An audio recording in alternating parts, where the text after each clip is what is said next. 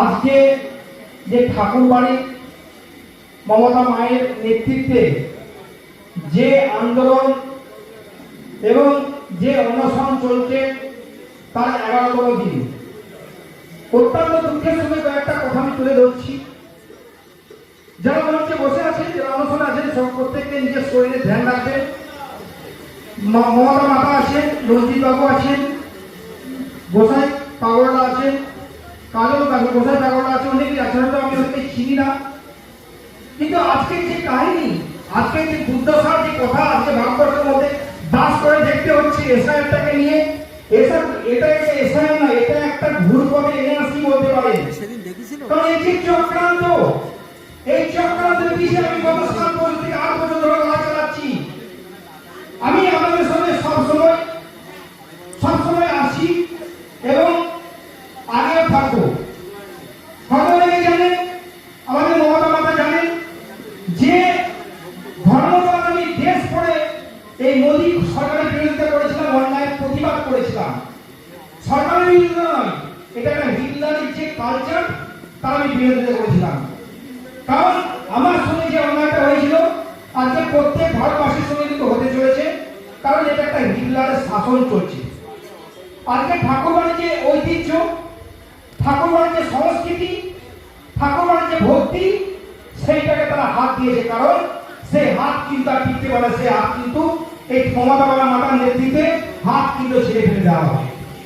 এই যে হিটলারি সরকার যে ধরনের ব্যবচার, যে ধরনের দুর্নীতি, যে ধরনের ভ্রষ্টাচার, যে ধরনের দাসত্ববোধের যে প্রধান করার চেষ্টা করছে, সেটা বাংলার মানুষ, বাঙালি এবং পুরা ভারতবাসী কিন্তু মেনে নেবে না।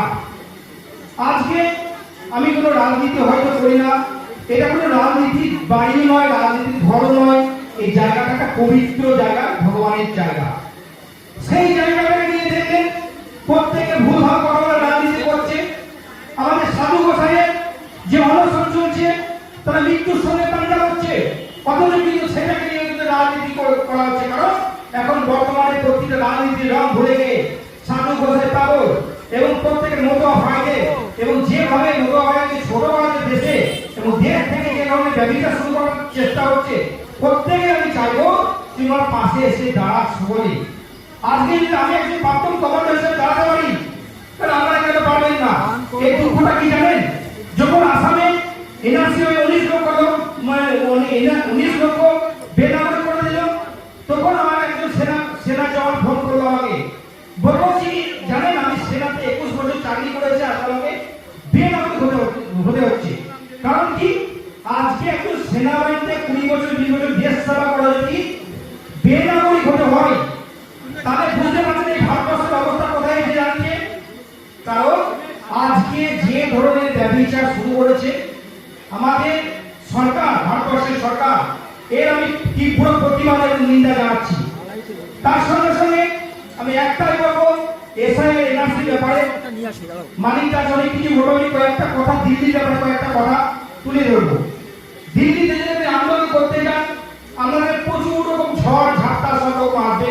কারণ আমি ওখানে 6 মাস ধরে যে আন্দোলন করেছি, আমি নিজে ইন্ডিয়ান ফ্ল্যাগ নিয়ে ভর্তি করে ইন্ডিয়া গেটে লাগাতার চলাফেরা পুরো দিল্লি আমি কিন্তু 6 মাস ধরে চলেছি ইন্ডিয়ান ফ্ল্যাগ নিয়ে। কারণ আজকে দেশত্ব তারাই আবার আমাকে দেশভক্তির কথা শোনাচ্ছে, আমাদের মতো মানুষকে দেশভক্তির কথা শোনাচ্ছে, মানুষকে কিভাবে ভালোবাসতে হয়, মানুষের সঙ্গে কিভাবে ব্যবহার করতে হয়, সেটা তাদেরকে শিখাবে, সেটা আমরা করবো।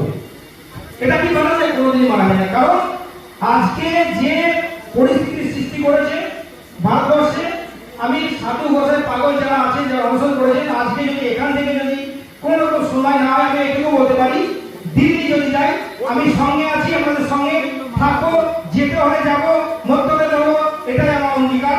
সকলে ভালো থাকবেন, সুস্থ থাকবেন এবং আমি সুস্থ থাকার শুভকামনা করছি। সবাই ভালো থাকবেন। জয় হিন্দ, জয় ভারত, বন্দে মাতরম।